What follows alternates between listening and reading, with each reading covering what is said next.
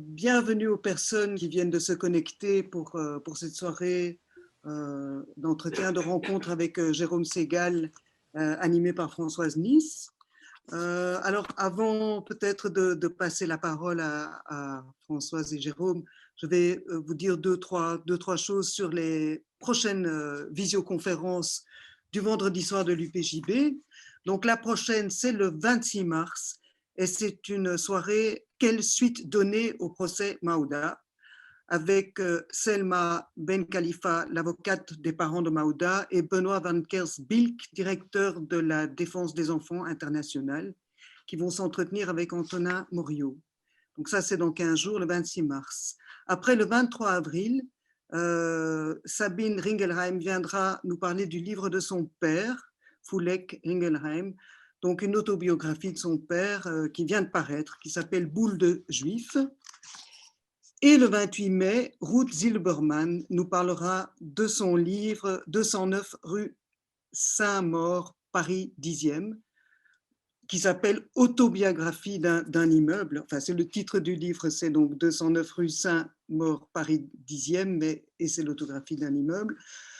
Donc voilà, je vous dis ça et c'est très difficile évidemment de se souvenir de ces différentes dates. Donc je vous invite à aller voir le site de l'UPJB, tout simplement upjb.be, sur lequel vous pouvez trouver à la fois des articles de prise de position de l'UPJB, vous pouvez trouver l'annonce du programme, vous pouvez aussi aller consulter YouTube, donc la page YouTube de l'UPJB et revoir les différentes visioconférences, dont celle de ce soir, qui n'y est pas encore, mais elle y sera dans quelques jours. Alors, pour les personnes qui vont écouter ce qui va se dire ce soir, vous avez la possibilité à tout moment de poser des questions et d'intervenir, mais uniquement par écrit. Donc, au bas de l'écran, vous trouvez Q et R, questions et réponses. Et là, vous pouvez poser des questions. Et j'interviendrai plus tard pour pouvoir poser les questions à Jérôme Segal. Parfois, je regroupe les questions si elles se ressemblent et donc si jamais je pose mal la question ou que vous avez l'impression d'avoir été un peu écorché, n'hésitez pas à la reposer ou la réécrire. Voilà, donc je crois que pour moi c'est bien et je passe la parole à Françoise Nice. Bon, merci Lucie, merci Antonin. Bonsoir Jérôme et merci d'avoir accepté cette invitation qui est le fruit d'un joli petit concours de circonstances. J'étais en train de lire ton livre quand Dominique Rodriguez, la commission de culture de l'UPJB, m'a contacté en me disant « Tiens, tu voudrais présenter cet entretien ?» Forcément, c'était facile de dire oui, parce que l'Armoire, ton dernier livre, m'a beaucoup enthousiasmée et intéressée. Alors, ce n'est pas la première fois que tu es reçu à l'UPJB, bon, même si aujourd'hui tu es à Montreuil et nous à Bruxelles. En fait, tu es déjà venu à l'UPJB il y a 4 ans pour un petit essai absolument stimulant qui s'appelle Athées et Juifs, fécondité d'un paradoxe apparent, publié chez Matériologique. Je le montre. Bon, évidemment, on le voit à l'envers. Voilà, c'était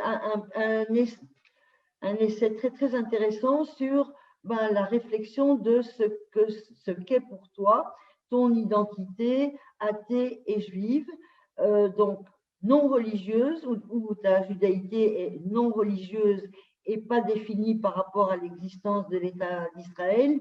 Et c'est clairement un essai où de nombreux membres et sympathisants et proches de l'UPJB trouveront du grain à moudre et de la réflexion. J'y ai un petit peu replongé ce matin et je trouve que ce livre-là aussi est intéressant. Mais bon, cette fois, tu es là pour l'Armoire. L'Armoire, c'est une autobiographie familiale sur 5 générations. C'est un travail qui est mené avec la rigueur de l'historien que tu es. tu es aussi journaliste, tu es aussi blogueur, puisque tu animes depuis, je crois, 2007, ton blog qui s'appelle Le Petit Flambeau, où tu es un observateur extrêmement attentif de la société autrichienne et en particulier des questions de l'extrême droite, du nationalisme, de l'antisémitisme et du racisme. Qu'est-ce que je dois encore dire? Oui, que tu es maître de conférence à la Sorbonne et que donc, en principe, tu circules entre l'Autriche, dont tu as pris la nationalité, et la France, dont tu as aussi gardé la nationalité. Bon, maintenant, tu circules virtuellement. Alors, pour terminer cette toute petite présentation, tu es aussi l'auteur du chapitre consacré à l'Autriche dans le livre de quelqu'un qu'on aime bien et dont on suit les activités à l'UPJB, Dominique Vidal, qui a publié donc l'an dernier un livre qui s'appelle Les nationalistes à l'assaut de l'Europe chez l'Harmattan. Enfin, tu es militant antispéciste et vegan et tu es un adepte de la course à pied, donc tu dois être bien frustré parce que j'imagine que des marathons, il n'y en a pas en Autriche en ce moment. Alors, on passe à l'armoire? Oui, volontiers. Alors, peut-être qu'on pourrait en voir l'image de cette fameuse armoire. Oui, bien sûr.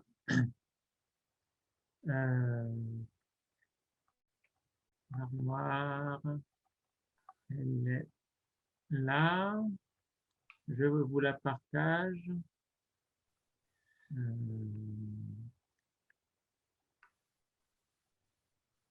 Voilà. La voilà. Alors, bon, cette armoire, Jérôme, c'est tout ce qui reste. Et une armoire, cette armoire a fait un sacré voyage. Donc, cette armoire, elle est partie avec ton arrière-grand-père, ton arrière-grand-tante, enfin ta famille viennoise, ton grand-père, son frère et sa sœur en 1938, juste après l'annexion de l'Autriche par Hitler, l'Anschluss du 15 mars 1938. Donc, les biens ont été confisqués, la spoliation a été méthodique et rapide, on en reparlera. Et cette armoire, donc, elle est partie à Londres et elle t'est revenue comment? Alors, en fait, cette armoire, elle est arrivée chez mes parents en 1989. Et cette armoire que vous voyez, elle est arrivée de façon un peu impromptue pour mes parents. Mes parents étaient des militants communistes dans la ville nouvelle. Autour de Paris, il y a 5 villes nouvelles qui ont été créées à la fin des années 60, au début des années 70. Et mes parents avaient ce désir d'une vie nouvelle dans une ville nouvelle, d'avoir une espèce de phalanstère, une nouvelle ville avec des meilleurs rapports sociaux, plus de justice, etc. Et cette armoire arrive en 1989, à un moment où mes parents subissent la chute du mur, se posent des questions sur la nature de leur engagement. Et tout d'un coup, ça leur tombe un peu sur la tête parce que cette armoire, en fait, avait été récupérée par ma grand-tante à Londres. Et à son décès, en 1989, ce sont mes parents qui en héritent. Et donc, ils reçoivent cette armoire qui, à vrai dire, pour eux, est un peu un cadeau empoisonné. D'abord, ils doivent payer le transport de Londres à la banlieue parisienne, ce qui était assez cher. Et ensuite, ça collait pas du tout avec leur salon. Il y avait des affiches de Picasso, de Victor Jara, un petit peu Che Guevara, etc. Tout ce qu'on peut imaginer dans une culture communiste. Et ça, c'est plutôt le rappel de leurs origines bourgeoises. Et donc, à ce moment-là, ils choisissent de rendre le meuble fonctionnel. Donc, comme on le voit sur l'image, ils enlèvent des planches, ils font des trous derrière, ils mettent la télé, les cassettes VHS et le premier lecteur CD qu'ils avaient à l'époque. Et voilà, donc c'est en fait, moi, quand j'ai vu cette armoire arriver, j'ai pris conscience du fait que qu'elle était largement connue Et c'est quelque chose qui est resté pour moi un petit peu endormi. Et c'est lorsque je suis arrivé à Vienne en 2004 que j'ai eu à cœur de chercher des traces de l'histoire de ma famille. Voilà. Justement, en fait, cette armoire, voilà, c'est à la fois la toute petite partie du tout de cette histoire viennoise et de la fortune de ta famille viennoise. Et donc, tu dis, quand tu arrives en 2004 à Vienne, en fait, assez vite, tu commences tes recherches, même très vite, puisque les cartons ne sont pas déballés. Tu branches ton ordinateur, tu tapes le nom de ton arrière-grand-père Arnold Segal, donc né en 1877, mort en 1944, pour qu'on voit un petit peu où il se situe dans le temps. Et là, tu tombes sur des comptes en déshérence. Et puis, tu vas te lancer dans les recherches qui vont te prendre plusieurs années, qui aboutissent à cette autobiographie familiale. Et en fait, la question, c'est que cherchais-tu en lançant cette recherche? En fait, je dois dire que c'était assez confus. C'était un peu un automatisme, c'est-à-dire que étant historien de formation, je me suis dit, bah, je vais aller aux Archives nationales voir s'il y a quelque chose. J'y suis allé parce que j'étais un peu avide d'essayer de comprendre, moi qui vivais à Vienne, quelles traces il pouvait y avoir de ma famille. Et puis, c'est l'idée de se dire, bah là, je marche dans cette rue, peut-être que mon grand-père a marché aussi là, peut-être qu'il y a des traces quelque part. Et puis, j'étais conscient du fait que l'histoire familiale était plus que lacunaire. On savait que ma famille Segal venait de Vienne, qu'avant cela, avant d'arriver à Vienne, ils avaient vécu, ils étaient même nés en Galicie. Donc la Galicie, c'est une province qui aujourd'hui est partagée entre la Pologne et l'Ukraine. Et ma famille venait, ça on le savait, d'une ville qui s'appelait Drohobych. On le savait parce que c'était marqué sur les papiers d'identité de mon grand-père, né à Drohobych. Et par contre, on savait rien de pourquoi ils avaient quitté Drohobych.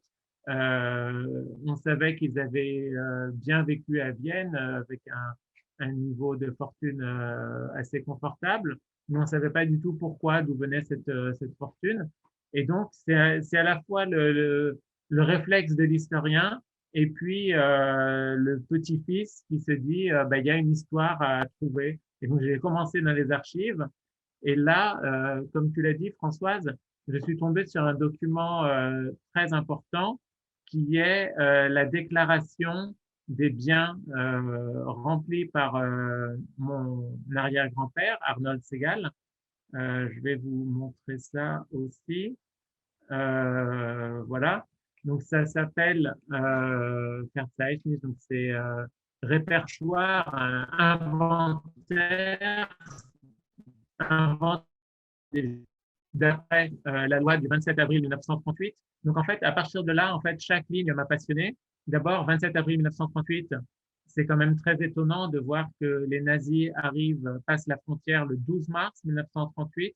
Le discours d'Hitler, c'est le 15 mars. Et 5 semaines après, tout est en marche. C'est-à-dire qu'il y a déjà une loi, on sait ce que les Juifs doivent déclarer. Et voilà, et en fait, sur ces lignes-là, ben, j'ai vu par exemple qu'il y avait des actions dans le pétrole. Donc je ne savais pas du tout qu'il y avait du pétrole en Autriche-Hongrie. J'ai découvert que la Galicie, cette région dont ma famille est issue, que cette région était une région très riche en pétrole, que c'est par le pétrole que ma famille était devenue riche.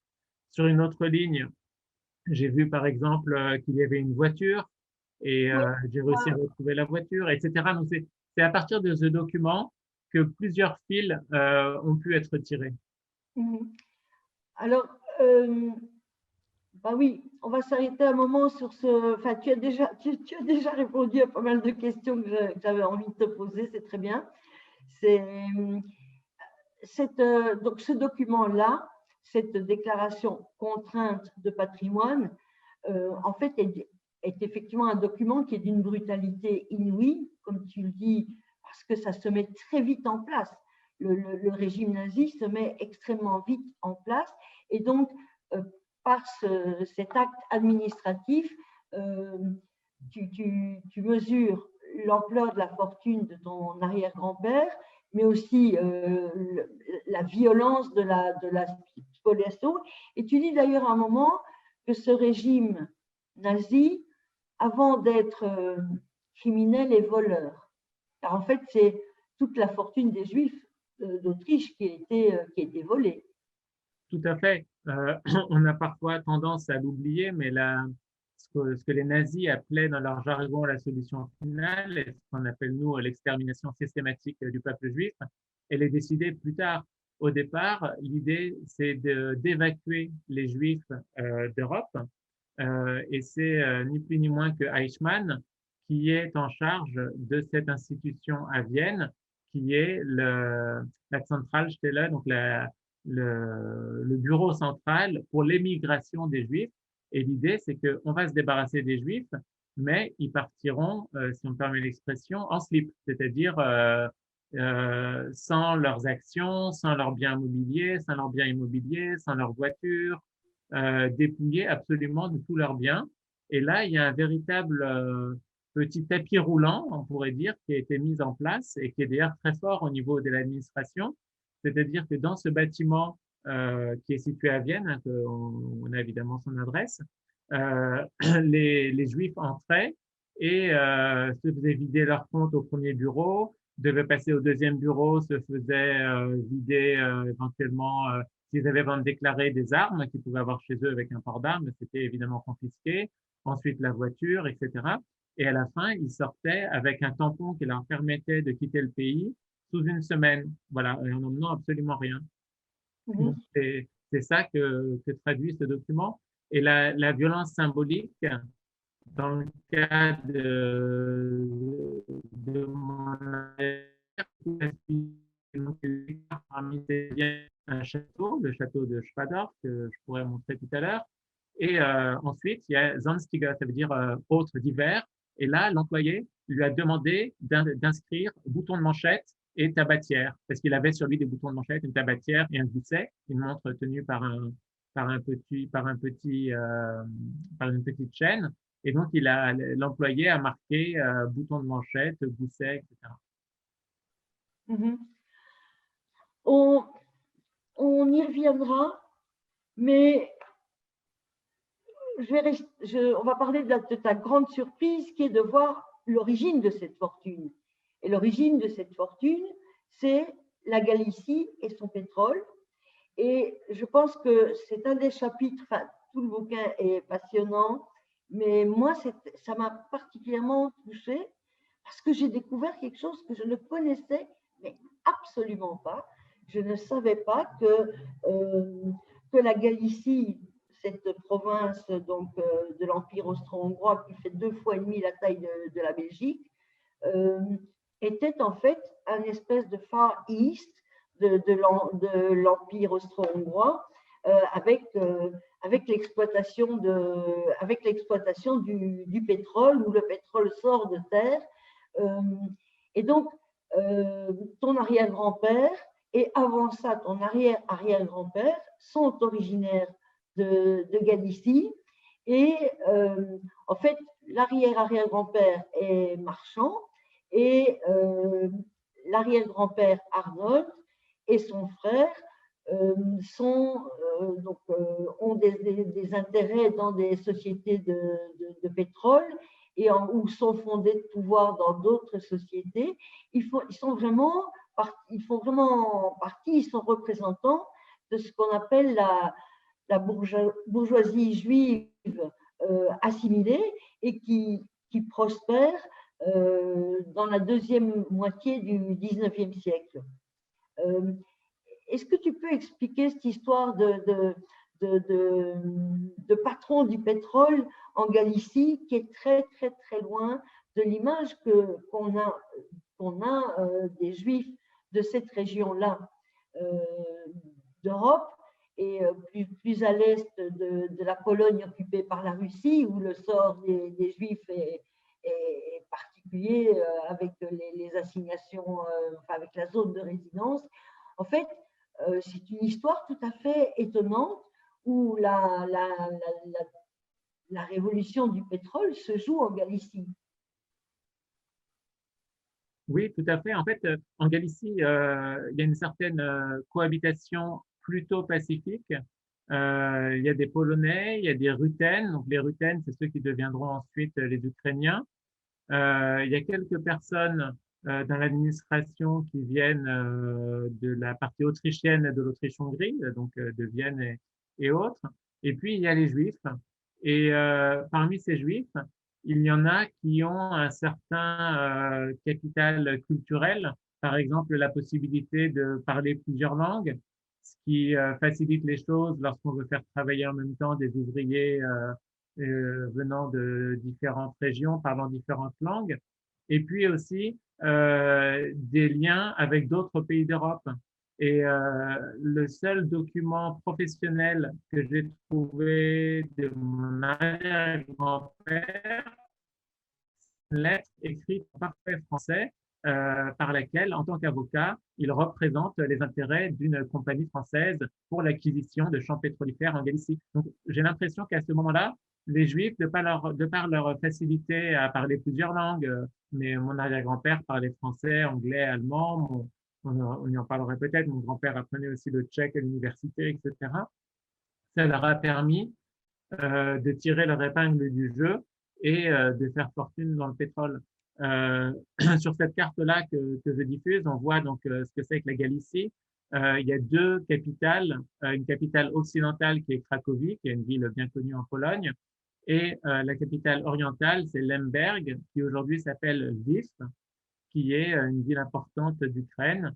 Et à 65 kilomètres au sud-ouest de Lviv, Lemberg, on voit Drohobych qui est vraiment au cœur de la zone pétrolifère. Et donc l'histoire de ton arrière-grand-père et de son frère, donc Arnold l'arrière-grand-père, Adolphe l'arrière-grand-oncle, donc qui sont des fondés de pouvoir, qui sont des grands bourgeois. Mais cette histoire-là, elle contraste très fort évidemment avec nos clichés sur ce qu'on appelle le Yiddishland, qui est déjà une notion assez confuse, puisqu'elle ne correspond pas à une délimitation géographique, mais à une délimitation linguistique. Est-ce qu'ils parlaient le Yiddish, tes arrière-grands-parents? J'ai pas l'impression. Je pense qu'ils devaient le comprendre parce qu'ils devaient côtoyer des gens qui parlaient yiddish, de la même façon qu'ils comprenaient le polonais. Ça, je le sais parce que mon grand-père l'avait raconté à ma grand-mère. Mais pour eux, la langue à la maison, c'était l'allemand parce que ils avaient atteint un certain statut social et qu'ils faisaient partie de tous ces juifs qui honorait, on pourrait presque dire, l'empereur François-Joseph, qui avait donné des droits aux Juifs, qui étaient considérés comme des citoyens comme les autres. Et donc l'allemand, c'était vraiment quelque chose d'important. Et le yiddish, je pense que pour eux, ça devait être un peu la langue du peuple, des Juifs autour d'eux, mais pas la langue qu'ils parlaient eux dans les cercles plutôt bourgeois. Comme quoi, il y a des contrastes sociaux, mais aussi des luttes de classe dans cette Galicie, et où il peut y avoir des Juifs qui sont des patrons et des Juifs qui sont des ouvriers. Et ça bouscule un petit peu aussi où ça bouscule, où ça affine la connaissance qu'on peut avoir de cette deuxième moitié du 19e siècle jusqu'à 1914, aussi de la situation qui est beaucoup plus difficile dans la partie russe. Les pogroms, ce n'est pas en Galicie.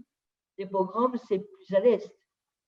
Oui, les plus grands pogroms, c'est plus à l'est, effectivement. On peut penser à Kishinev 1903, c'est ma mémoire la bonne, ou 7. Et ceci dit, pendant la Première Guerre mondiale, les choses ont commencé à changer parce que cette région était stratégiquement importante en raison du pétrole. Et la Galicie s'est trouvée directement sur la ligne de front.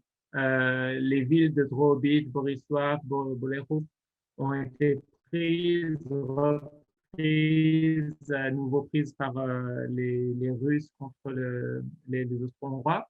Et c'est ce qui a amené beaucoup de Juifs à émigrer à Vienne. Et là encore, il y avait deux types d'émigration. Il y a une émigration bien connue, qui sont les Juifs du shtetl qui arrivent à Vienne, qui sont habillés de façon traditionnelle, et des Juifs bien établis comme mes arrière-grands-parents, qui, eux, s'intègrent facilement dans la bourgeoisie viennoise et vivent assez paisiblement jusqu'en 1938. Oui. Alors, on va peut-être justement, après avoir évoqué ton arrière-grand-père et ton arrière-grand-oncle, eh bien, on va s'intéresser à ton grand-père, Heinrich.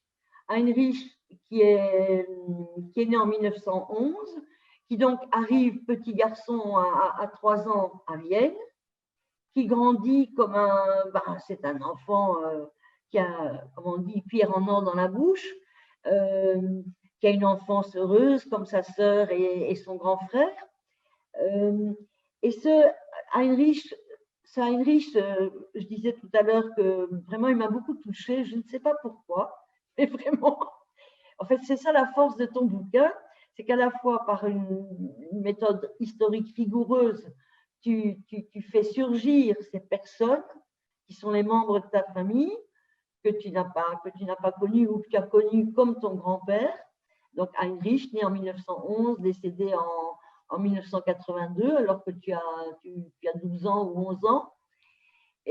Mais pour nous, vu la façon dont tu en parles, ça devient des personnages. Alors, des personnages qui suscitent vraiment la curiosité, l'empathie, la sympathie. Et ce Heinrich, en fait, voilà, au moment où les choses commencent à mal tourner après la chute de l'Empire austro-hongrois, de l'Empire allemand, après la Première Guerre mondiale, Heinrich, en fait, son destin est assez intéressant, révélateur et touchant. Il grandit, il fait des études, il étudie dans une école de commerce international. Il y a la vie de château, avec le fameux château de Schwadorf. Et puis, mais en même temps, le climat, il y a un antisémitisme qui va se développer. Est-ce que tu peux expliquer pourquoi Vienne est devenue un terrain si favorable à l'arrivée des nazis? Qu'est-ce qui a fait que cet antisémitisme s'est développé et que Hitler n'était même pas encore arrivé à Vienne, qu'il y avait des scènes, enfin il y a eu des exactions contre les Juifs à Vienne et ailleurs dans le pays? En fait, en Autriche, l'antisémitisme a toujours été présent, a toujours été assez fort. Et juste pour mémoire, autour de 1900, le maire de Vienne est le fondateur de l'antisémitisme politique. Karl Lueger, c'est son nom, il est maire de Vienne. Et lorsque le jeune Adolf Hitler arrive à Vienne, on se souvient que Hitler a passé quelques années à Vienne, il a essayé à 2 reprises en 1907 et 1908 d'entrer aux Beaux-Arts. Et plus tard, lorsqu'il écrira Mein Kampf, il écrira comment il a été inspiré par l'antisémitisme qui régnait à Vienne grâce au grand Karl Lueger. Karl Lueger qui a perdu son boulevard à Vienne, mais qui a encore sa place, qui a encore énormément de lieux qui lui rendent honneur. Et en fait, c'est pas tant que l'antisémitisme a augmenté, c'est que l'antisémitisme était déjà là, il était déjà très fort. Dans mon livre, je montre par exemple une affiche qui date de 1910, d'élections qu'il y a eu à Vienne, où il y a un parti qui fait, je vais vous le montrer, qui fait campagne en argumentant exclusivement sur l'antisémitisme. Je vais vous montrer cette photo. Voilà, elle est là. Je pense que vous la voyez. Ouais. Chrétien allemand. Donc là, on voit que c'est le pan-germanisme. Ce sont des Autrichiens qui se disent allemands. et en dessous, il y a marqué Rettet Österreich, sauver l'Autriche. Et on voit la caricature du juif en serpent qui enserre l'aigle autrichien, l'aigle avec le marteau et la faucille. Faut pas faire de contresens, c'est pas du tout le marteau et la faucille du communisme. Ce sont les outils du paysan. Et donc l'aigle représente l'Autriche, hein, c'est la double monarchie.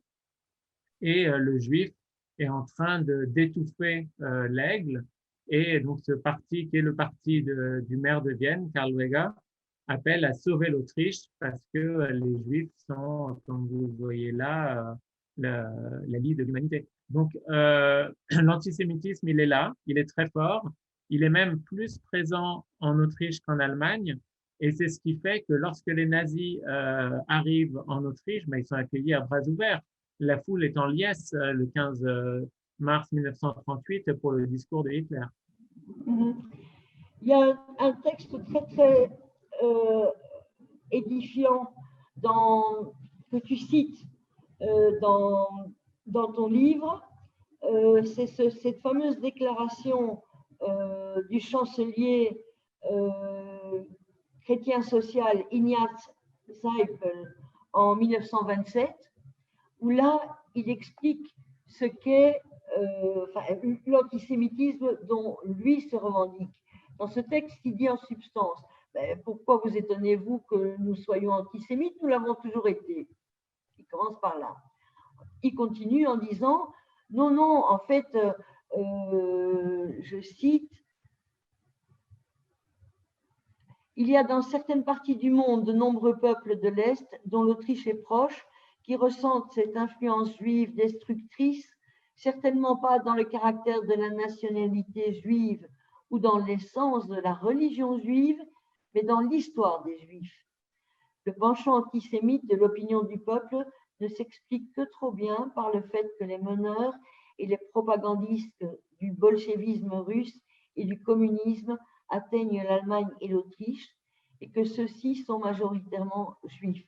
Donc là aussi, c'est une définition d'un antisémitisme politique et c'est la lutte contre le soi-disant péril judéo-bolchevique.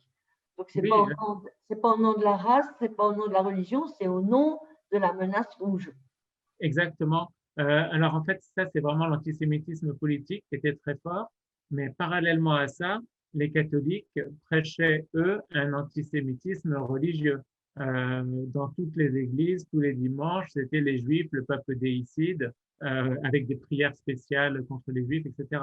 Donc, il y a vraiment un antisémitisme très fort, et c'est ce qui fait que il y a une question qui divise un peu les historiens au sujet de la surreprésentation des Autrichiens parmi les nazis, et les statistiques sont assez édifiantes.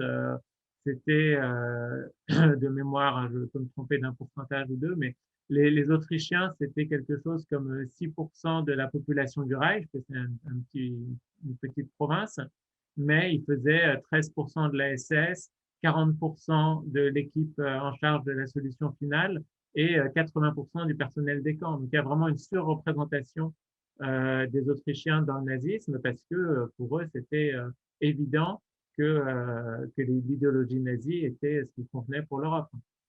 Et ce qui, moi, m'a vraiment intéressé au moment de l'écriture de ce livre, ça a été de me poser sans cesse la question comment ma famille a réagi.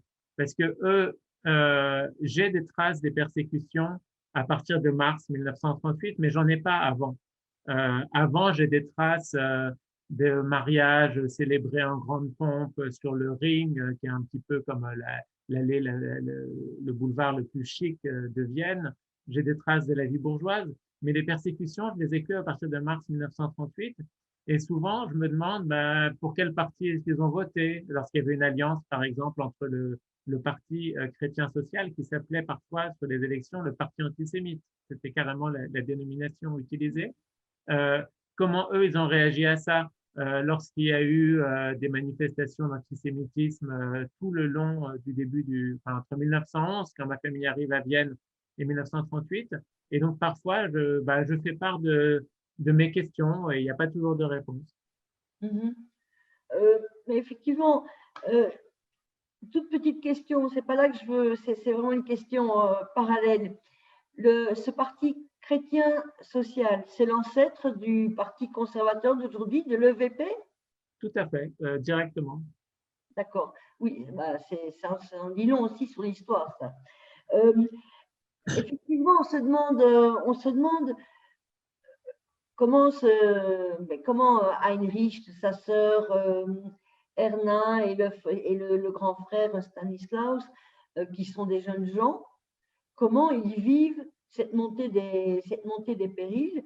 Bon, apparemment, en même temps, je veux dire, par exemple, en 1936, l'arrière-grand-père s'achète une voiture d'hyperluxe, une Tatra.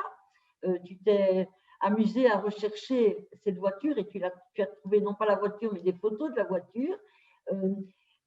Apparemment, ils mènent leur vie comme si rien ne se passait, mais ce n'est pas possible qu'ils n'aient pas compris ce qui se passait, notamment parce qu'après 1933, après l'accession d'Hitler au pouvoir, il y a une incidence politique directe en Autriche. Oui, oui, bien sûr. En fait, l'Autriche, il faut savoir qu'ils avaient leurs propres nationaux socialistes. Il y avait un parti national-socialiste autrichien et celui-ci était un peu en concurrence avec le Parti national-socialiste allemand qui lui essayait d'avoir une emprise en Autriche. Et les nationaux socialistes allemands ont été d'abord interdits parce que l'Autriche voulait se préserver de cette influence étrangère. Et c'est évidemment que en 1938 que officiellement l'Autriche a été commencé rattachée au Reich. Et puis qu'il y a eu ce référendum où bon, c'était un référendum qui était en partie truqué parce qu'il y avait une campagne énorme pour le oui, pour le rattachement de l'Autriche à l'Allemagne avec un résultat de l'ordre de 99,7%, mais ça correspondait bien évidemment à une immense majorité des Autrichiens qui souhaitaient le rattachement au Reich. Et à travers l'histoire de cette voiture, à laquelle je faisais référence tout à l'heure, j'ai pu aussi retrouver des traces pour mieux comprendre ce qui s'était passé. Là, on voit quel type de voiture c'était. C'était une voiture tout à fait moderne pour l'époque. C'était vraiment presque un prototype. C'était une voiture commercialisée, mais qui était assez rare.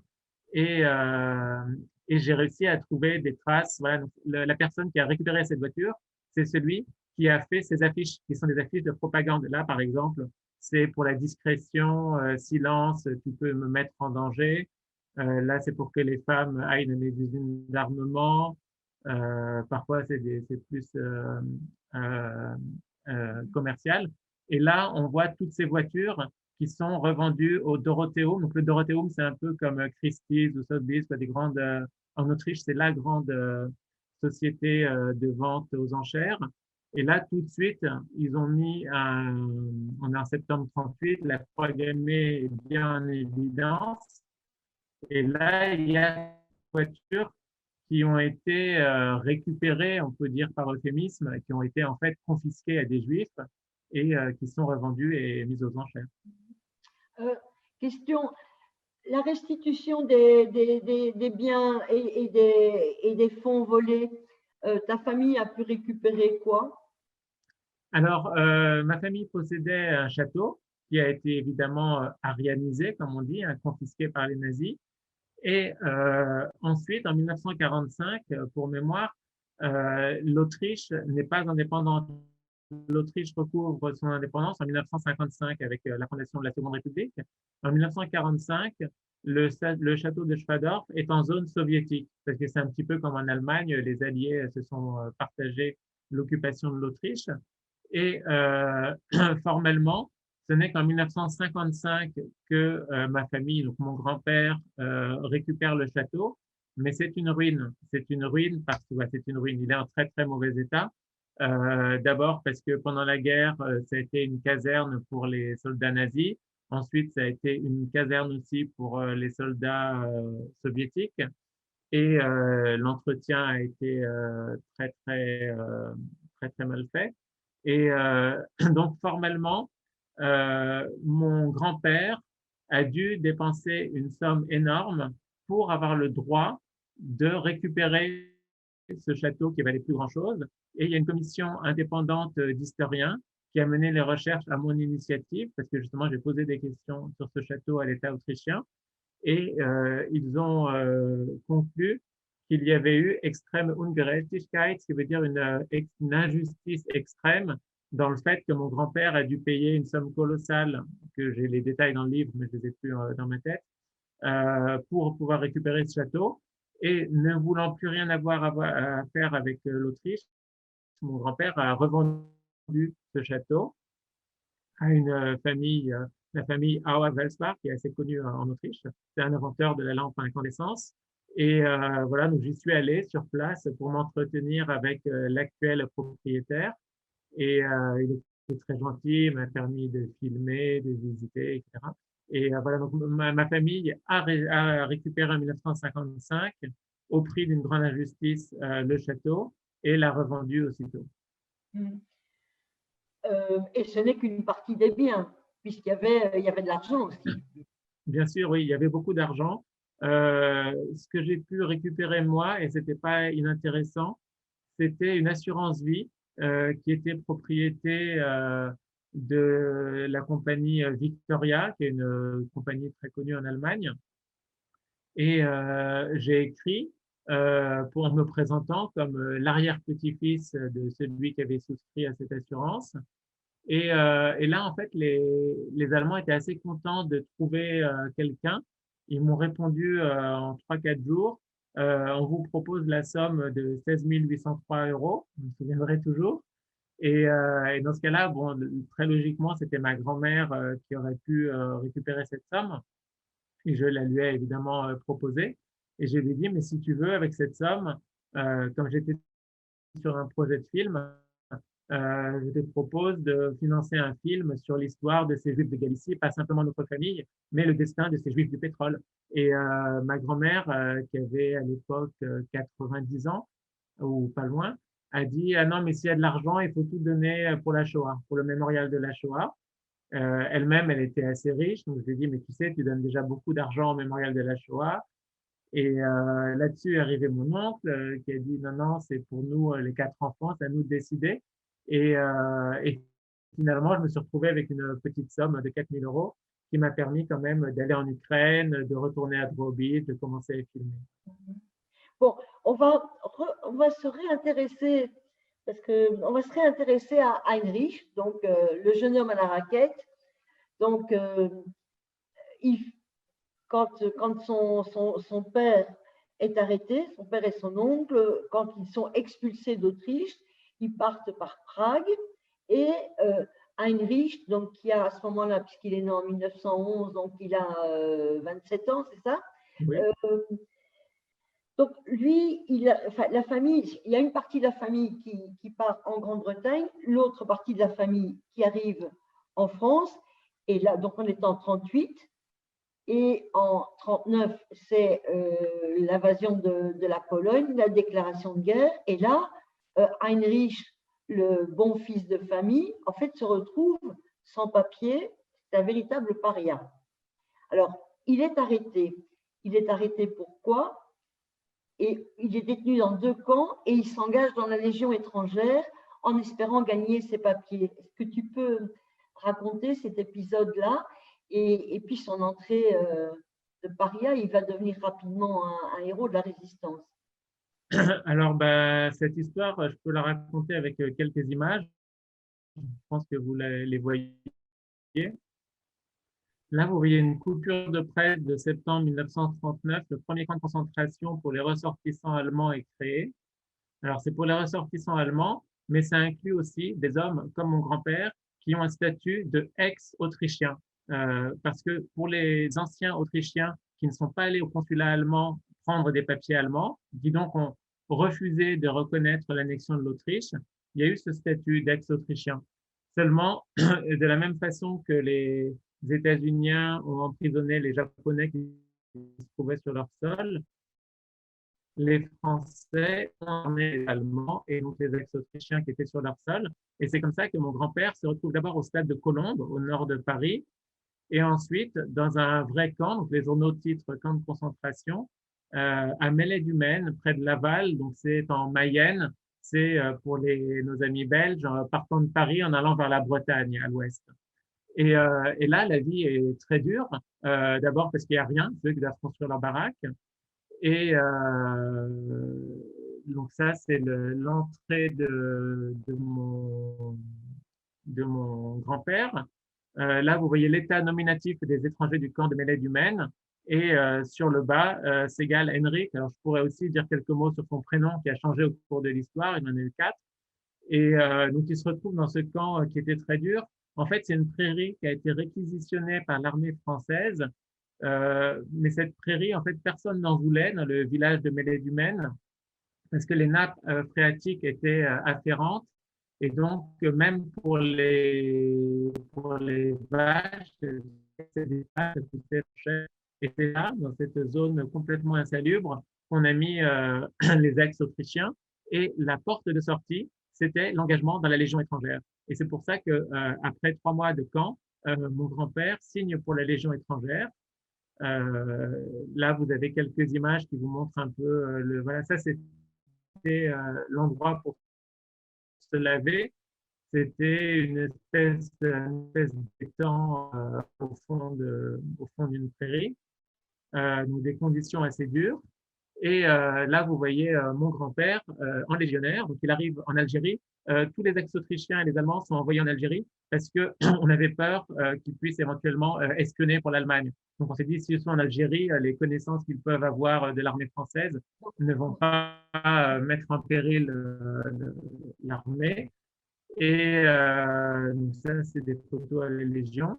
Ça, c'est son certificat de bonne conduite, le colonel Girard au sujet du commandant qui commande le camp, certifie que le légionnaire de deuxième classe s'égale, etc., qui s'est bien conduit. Et au moment de la démobilisation, mon grand-père se retrouve à Grenoble. Grenoble parce que, de par leur vie bourgeoise, ses parents avaient rencontré des Français lors d'hivers passés à Nice, parce que dans la bourgeoisie, la haute bourgeoisie européenne, on allait volontiers à Nice pendant l'hiver assez dur. Et donc, à Grenoble, mon grand-père travaille à la Société nationale de la viscose. Et là, il fait la connaissance de ma grand-mère dans des conditions tout à fait romanesques. Et il entre tout de suite dans la résistance. Et là, vous voyez un des nombreux certificats médicaux de complaisance qui sont faits pour justifier son absence, puisqu'en fait, il dirige un groupe de maquisards dans les Grésivaudan, au sud-est de Grenoble. Et il passe donc, toute la guerre dans la résistance. Il rencontre ma grand-mère, que vous voyez là, c'est la deuxième personne à gauche. Et la personne avec la blouse avec des carreaux, c'est Simone de Beauvoir, qui est la prof de philo de ma grand-mère. Entre elles deux, Bianca Lamblin, qui deviendra la maîtresse de Simone de Beauvoir et Jean-Paul Sartre. Et voilà, donc ça, c'est par exemple un télégramme que j'ai trouvé dans les archives à Grenoble, expliquant que Henrik Segal, de race juive, ex-autrichien, cet individu est dangereux, auteur des agressions contre le milicien. Alors, j'ai enlevé le nom par gentillesse pour la famille, commise le 21 janvier. Voilà, donc, et la spécialité de mon grand-père, c'était de liquider des miliciens. Et il a dirigé aussi, donc, pendant la résistance, il a exécuté plusieurs miliciens. Et au moment de la libération de Grenoble, en août 1944, il dirige des pelotons d'exécution pour exécuter les traîtres. C'est aussi à l'origine de tes recherches historiques. Ton grand-père n'a pas raconté tout ça. Et son épouse a raconté ou pas? Très peu. En fait, mon grand-père n'a jamais parlé de toute la partie autrichienne de sa vie. Il a quitté la Galicie à 5 ans, donc l'essentiel de sa vie d'enfant et d'adolescence était à Vienne jusqu'en 1938, à 27 ans. Et sur la partie française, il n'a jamais raconté sa déportation au camp de Mêlée-du-Maine. C'est quelque chose qui était complètement inconnu dans la famille. On savait qu'il avait été légionnaire, puisque ma grand-mère gardait sur sa table de nuit la photo de son mari avec le képi blanc des légionnaires, mais on ne savait pas du tout que cet engagement dans la Légion était un peu contraint, puisque c'était pour sortir du camp. Ensuite, sur ses activités de résistant, il s'est jamais vraiment tellement étendu sur le sujet. Là, on voit une plaque pour le maquis de Grésivaudan, puisqu'il y a 7 maquisards de son groupe qui ont été torturés et tués par les Allemands. Et là, il y a marqué groupe franc Henri. On ne sait même pas si l'orthographe, c'est Henri avec un Y, Henri avec un I. Au moment de faire la plaque, il y a même encore un petit peu d'incertitude sur l'identité de mon grand-père. Ce qui est certain, c'est qu'au journal officiel, en janvier 1945, il est naturalisé français. Il a toutes les décorations possibles et imaginables pour les actes de résistance et il dirige le fort Barrault, qui est un camp de prisonniers allemands. Et donc là aussi, il y a une très belle lettre que j'ai retrouvée de ma grand-mère sur les conditions de détention dans le camp et une certaine humanité de ma grand-mère, alors qu'elle-même, elle a aussi souffert beaucoup dans sa famille de déportation et autres. Elle a quand même un petit peu de pitié pour les Allemands qui sont malades, qui n'ont pas grand-chose à manger. Elle écrit très très bien. C'est une femme qui a une belle plume. Donc, maintenant, on va peut-être pas repasser sur Jérôme, qui occupe une place aussi importante dans ce livre, puisque c'est une autobiographie familiale, et de Jérôme qui part s'installer avec cette femme et 3 enfants en 2004 à Vienne, et qui a, bon, on vient d'en parler assez abondamment, qui a donc ce passé de sa famille viennoise, mais qui se trouve avoir des parents communistes. Alors, donc, là, il y a un saut de génération et il y a ces parents qui, eux, visiblement, étaient en rupture de banc décidée avec leurs origines bourgeoises, que tant ta mère que ton père, et qui t'élèvent effectivement en banlieue rouge, dans une ville nouvelle, avec des vacances au Portugal, des vacances en Algérie, toujours en camping. Donc, un modèle complètement qui n'a rien à voir avec ce passé bourgeois et ni avec la guerre et ce passé prestigieux aussi de héros de la résistance de ton grand-père. Si tu devais résumer l'héritage de tes parents communistes, tu dirais quoi? Je pense que c'est une allergie à l'injustice dans tous les domaines que ce soit, et puis la volonté de s'engager, de vivre sa vie à travers des engagements. Et en fait, en filigrane dans mon livre, la réflexion que je mène, mais pas toujours de façon explicite, c'est dans quelle mesure on est influencé par la vie de nos parents, nos grands-parents, nos aïeux. Et je pense que cette influence, elle est parfois directe. Par exemple, moi, d'avoir vu mes parents, enfin, je décris ce que font mes parents comme action. Ma mère, mère adjointe à la culture à l'époque du programme commun entre communistes et socialistes. Mon père qui est médecin communiste, donc qui va, par exemple, soigner des sans-papiers qui font d'une association pendant plus de 30 ans pour soigner des gens sans leur demander leurs papiers. Tout ça, moi, ça m'a donné aussi envie de donner un sens à ma vie dans ce sens-là, mais c'est aussi un besoin de reconnaissance vis-à-vis de mes parents qui étaient comment dire, assez distants dans l'expression de leurs sentiments, de leur amour pour leurs enfants. J'avais ce besoin de leur montrer que j'étais comme eux. Et donc, par rapport à mes parents, il y a une espèce de phénomène de copie, on peut dire, ou d'influence directe. Et ce qui m'intéressait aussi, c'était d'observer que chez mes parents, au contraire, leur décision de devenir communiste, de rejeter tout ça, c'était une influence aussi, mais négative. C'est-à-dire qu'ils ont voulu vraiment se démarquer de la vie un peu bourgeoise de leurs parents, même si c'est un peu compliqué de parler d'une vie bourgeoise pour un résistant qui vivait dans les montagnes et qui était loin de vivre comme dans un château, comme il était adolescent. Et donc, c'est un petit peu tout ça ce qui traverse mon livre. Je pense que tout le monde, même si on a des familles qui vivent pas dans plusieurs pays et qui sont pas ballottées comme ça par la grande histoire, je pense qu'on a tous plus ou moins un moment où on se demande si ce qu'on fait, c'est pas influencé par ce qu'on fait à nos parents, nos oncles, nos tantes, nos grands-parents, etc. Mhm. Je vais en venir parce que je crois qu'on doit, il est 21h, bientôt 10 minutes. Enfin, moi, ça m'est égal, on peut continuer parce que, bon, voilà, parce que ton livre est passionnant et que t'entendre en parler après l'avoir lu est évidemment très, très intéressant. Ton livre est-il finalement une espèce de travail de résilience avec une attitude qui serait vis-à-vis, bon, question, avec une attitude qui serait vis-à-vis de l'Autriche, dont tu dis que tu l'aimes autant que tu la détestes. Enfin, tu n'utilises pas ce mot-là, c'est moi qui utilise le mot détester. Une façon aussi de dire, bon, ni haine ni revanche, mais la connaissance et la vérité. Et puis à partir de là, moi, vous et mes enfants, chacun se positionne comme il veut. Oui, tout à fait.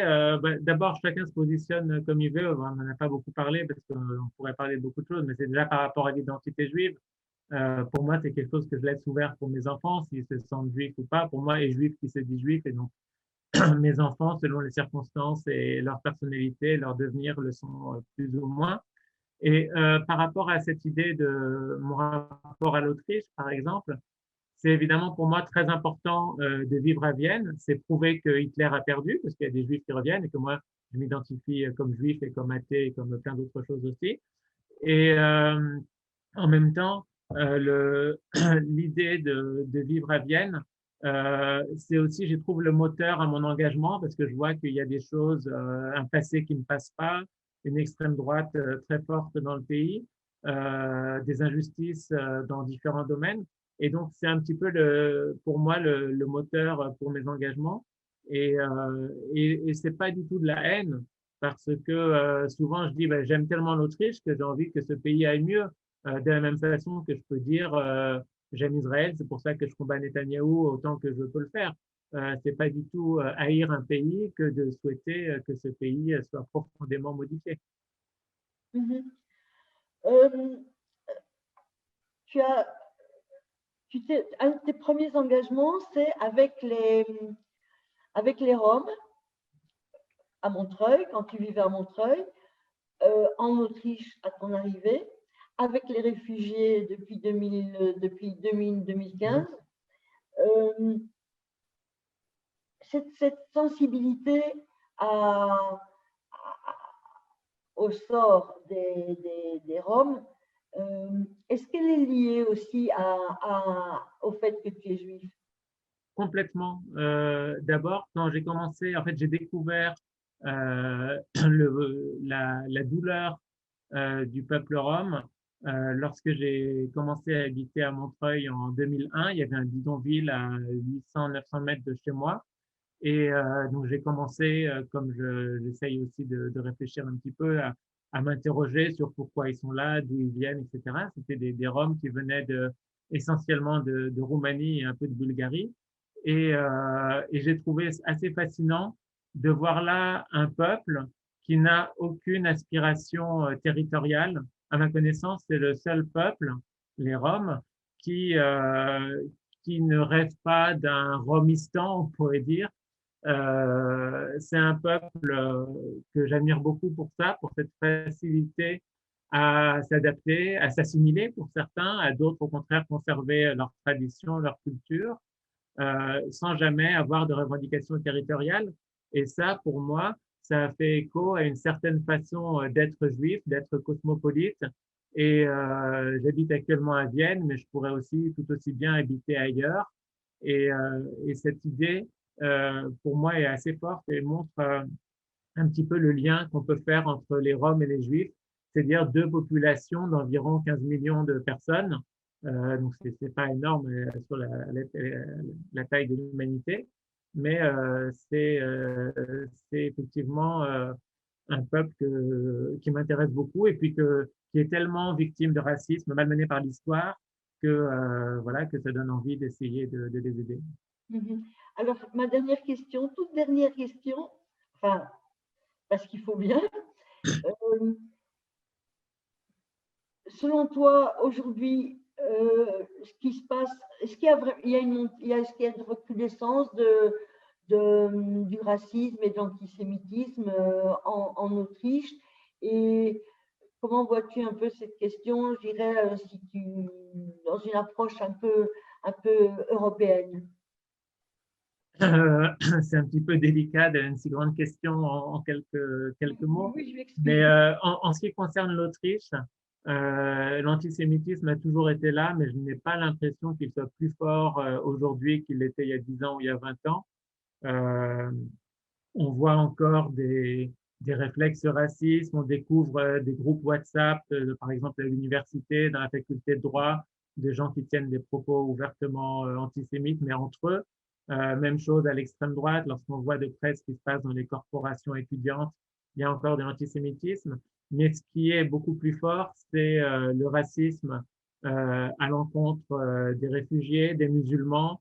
Il y a eu notamment cet attentat le 2 novembre qui a encore mis de l'huile sur le feu, un feu qui était déjà bien fort. L'extrême droite joue vraiment beaucoup avec la haine des étrangers et là, pas tant sur les juifs, mais sur les musulmans, les réfugiés qui sont souvent de religion musulmane. Et ça, c'est quelque chose qui est assez inquiétant et qui est, j'ai l'impression, assez partagé dans de nombreux pays d'Europe. Voilà.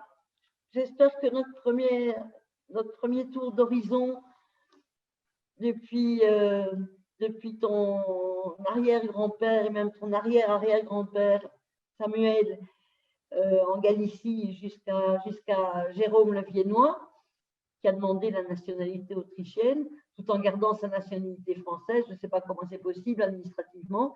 Je propose qu'on passe maintenant aux questions des gens qui ont eu la gentillesse de se connecter pour t'écouter. Avec plaisir, merci Françoise. Merci à toi. Voilà, alors moi je reviens et j'ai quand même quelques questions. Alors peut-être je vais enfin, plus ou moins lire en fait, il y a deux questions pour tout dire. Une première question qui est en lien avec l'extrême droite. Au fond, quelqu'un qui fait le commentaire, il dit qu'il comprend maintenant pourquoi, ou il comprend mieux pourquoi les Autrichiens ont pu élire un ancien nazi. Et qu'en est-il aujourd'hui de cette extrême droite et de son influence au sein du gouvernement? Et alors donc une remarque simplement qui remercie, qui dit merci pour cette magnifique rencontre, quelle humanité chez Jérôme Ségal. Et puis un troisième ici que je n'ai pas vraiment eu le temps de lire, je vais lire comme ça se présente. C'est ce que j'apprécie chez Jérôme Ségal, relater les faits qu'il observe en laissant le lecteur libre de son propre positionnement. Ce qu'il observe cependant nous invite à une réflexion sur le sens de la liberté, le sens de la justice sociale, et j'en suis ravie. Donc, ce n'est pas une question. Donc, voilà, ce sont des remarques. Je peux répondre à la première question sur quelle est la force de l'extrême droite et son influence au sein du gouvernement. Actuellement, l'extrême droite n'est plus au gouvernement en Autriche depuis 1 an à peu près. C'est lié à un scandale dont vous avez peut-être entendu parler, c'est le scandale d'Ibiza, qui est presque drôle tellement c'est énorme. C'est le chef du parti d'extrême droite qui a été pris en caméra cachée en train de proposer à une jeune femme presque dévêtue de vendre l'Autriche lorsqu'il serait au pouvoir en échange de soutien pour le mettre au pouvoir. Voilà, je résume vraiment de façon un peu caricaturale, mais l'idée principale, c'est ça. Cette vidéo a été authentifiée et ça a mené à la chute de la coalition entre les conservateurs et l'extrême droite. Et depuis, les conservateurs sont alliés aux écologistes.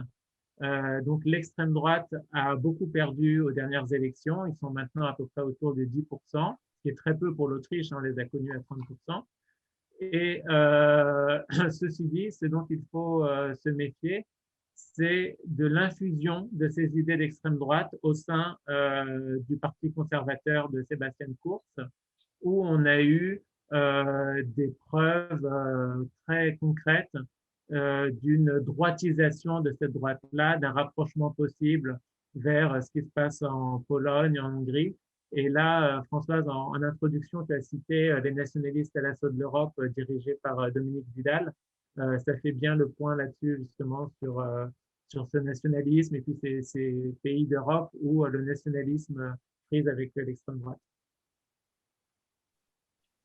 Mhm.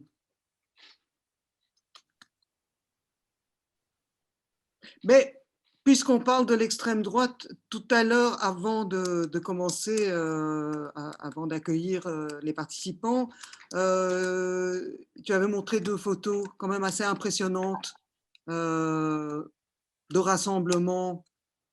Je pense que c'est intéressant de le montrer parce que c'est pas seulement l'extrême droite, c'est une extrême droite très, très nationaliste, même avec des costumes. Oui, j'ai cette photo, je vais vous la montrer. Ça s'appelle la Zone Fire. Donc là, c'était le 21 juin 2017. Le 21 juin, c'est le solstice d'été, comme chacun sait. Et c'est la réunion entre une fête d'origine païenne, hein, pour le solstice, et une fête qui est vraiment traditionnellement liée à l'extrême droite. Et là, ce que vous voyez, c'est des familles qui se réunissent en costume traditionnel avec des membres des corporations. Là, vous voyez avec le petit béret sur la tête. Et ça, ce sont des photos que j'ai faites dans une. Donc, je me suis invité à cette soirée. En fait, en passant quelques temps sur les revues d'extrême droite, j'ai découvert l'invitation pour cette soirée. Et c'est le parti d'extrême droite, le FPE, qui a prêté des cars pour se rendre à cette soirée un peu spéciale. Donc, j'ai proposé à une amie journaliste au Journal du Dimanche, Karen Lajon, d'y aller avec moi. Donc, elle est venue de Paris, on y allait tous les deux. J'étais content d'être avec elle parce que tout seul, j'étais pas très rassuré. Et lors de cette soirée, en fait, bon, comme je menais des petits entretiens avec les gens, il y avait par exemple plusieurs qui regrettaient la période où l'Autriche faisait partie de l'Allemagne, d'autres qui se plaignaient des étrangers en Autriche, des gens xénophobes et en fait tout simplement d'extrême droite et parfois aussi antisémites. Et au moment de tous ces discours, avant que les étudiants passent sur le feu en sautant, il y a un discours de quelqu'un qui a dit parmi nous, il y a quelqu'un qui est là ce soir et qui ne devrait pas être là. Il sera déçu, il s'est sûrement infiltré pour espérer observer des faits condamnables par la loi, mais nous sommes ici de bonnes gens, de bons hommes de famille et il sera déçu de voir qu'il n'y a rien d'illégal. Et à côté de moi, il y avait une fille qui m'a identifié et qui, à voix haute, a dit Shalom, shalom, comme ça, sur un ton un peu narquois. Et j'étais assez mal à l'aise d'avoir été repéré. Et après, elle m'a écrit, elle m'a envoyé un mail, parce qu'on trouve mon adresse facilement sur Internet. Et elle m'a dit on savait bien que vous êtes juif et que votre ami aussi, donc mon ami journaliste, rien qu'à vos cheveux, de toute façon, on a appris à les reconnaître. Donc, on a appris à les reconnaître, c'est vraiment comme dans les années 30, quoi. Ils ont des moyens de savoir qui est juif, qui n'est pas juif. Et voilà, donc ça, c'était en 2017 et c'est pareil aujourd'hui, quoi. C'est tous les 21 juin. Voilà. Elle expliquait dans son mail, on connaît la Rassenkunde. La Rassenkunde, c'est la science des races. Voilà, donc ça en dit long sur l'Autriche aujourd'hui. Puisqu'il n'y a pas de questions, je me permets d'en poser encore une. Comment tes enfants, donc qui sont de jeunes adultes, ont vécu ce choix d'aller vivre cette vie autrichienne avec ces relents d'antisémitisme ou ces expressions d'antisémitisme? Est-ce qu'eux ne te disent pas, bah, franchement, il y a peut-être des contrées plus agréables que Non, mais comme je l'ai dit, hein, ceux qui peuvent craindre, ce sont plutôt ceux qui ont des têtes de Syriens, d'Irakiens, d'Afghans. Les Juifs ne sont pas attaqués dans la rue en Autriche. Ces propos que j'ai pu glaner, c'est vraiment en m'infiltrant. Je suis allé, par exemple, à des réunions électorales des membres du parti du FPE, où je suis allé parce que justement, j'ai appris qu'il y avait… en fait, on trouve assez facilement, on regarde les sites des partis, quand il y a des réunions. J'ai pu entendre, j'ai réussi à entendre des propos antisémites, mais ça ne court pas les rues ouvertement. Donc, pour mes enfants, ils n'ont aucunement été inquiétés. Puis comme aucun n'est religieux et moi non plus, je ne viendrait pas à l'idée de porter une kippa, donc il n'y a pas grand-chose qui nous identifie comme juifs. Et pour mes enfants, je pense qu'ils ont profité de la qualité de vie qui est assez étonnante en Autriche, notamment à Vienne. Hein. Vienne, c'est Vienne-la-Rouge. C'est une ville socialiste perdue dans un pays qui est plutôt conservateur. Donc, ils ont vécu assez bien, je pense. Et bon, pour mon fils aîné, par exemple, il était au Vasa Gymnasium, donc un lycée autrichien public. Et comme il a la peau peut-être encore un peu plus basanée que la mienne, il a vécu un peu le racisme, mais après, bon, ça a été une période pendant une année. Ensuite, il a été au lycée français de Vienne, où là, il y a des enfants de tous les pays. Donc, ils n'ont pas eu vraiment à souffrir de racisme ou autre. Et voilà, ensuite, il faudrait leur demander pour avoir plus de détails. Voilà, bah alors je lis encore un remerciement pour ce magnifique entretien. Très envie de lire le livre. Je crois qu'il faut vraiment encourager des gens à le lire parce que c'est un très beau livre. Il est aussi très agréable à lire, plein d'images, de photos, d'illustrations, mais aussi d'anecdotes, d'histoires. Voilà. Donc oui, il faut le lire, je pense qu'il faut le commander. Je ne sais pas s'il est si Voilà. facile à trouver dans En les fait, librairies. le plus simple, c'est de m'envoyer un mail parce qu'il me reste quelques exemplaires. Donc, vous trouvez mon nom sur mon mail, c'est jérômesegal@gmail.com et j'envoie avec plaisir le livre à ceux qui veulent. Et là, il n'y a pas de problème. Ça marche aussi si vous allez dans une librairie et que vous le commandez en librairie en France. En Belgique, je suis moins sûr. Oh, Ça devrait marcher. mais oui, ça devrait marcher. Ça devrait marcher. Voilà. En librairie ou bien en me demandant directement, je l'envoie, il n'y a pas de souci. Et j'imagine que de toute façon, on t'entendra encore parler de ces livres, notamment par les émissions à la FTBF, d'Eddie Kattelbergs et Un jour dans l'histoire de Laurent Dehaussay, puisqu'ils ont demandé à lire ton livre. J'espère bien. Oui. Bon, mais on se remercie. Merci à vous. Merci aussi à toutes celles et ceux que je n'ai pas vus parce qu'on avait juste ces 4 vidéos. Mais merci à tout le monde d'être venu. Et puis, bonne soirée à toutes et à tous. Et au plaisir de se retrouver. Et puis, un grand merci à l'UPJB pour cette invitation, à Lucie, à Françoise et à tous les autres amis. Merci. Merci à Au toi. revoir.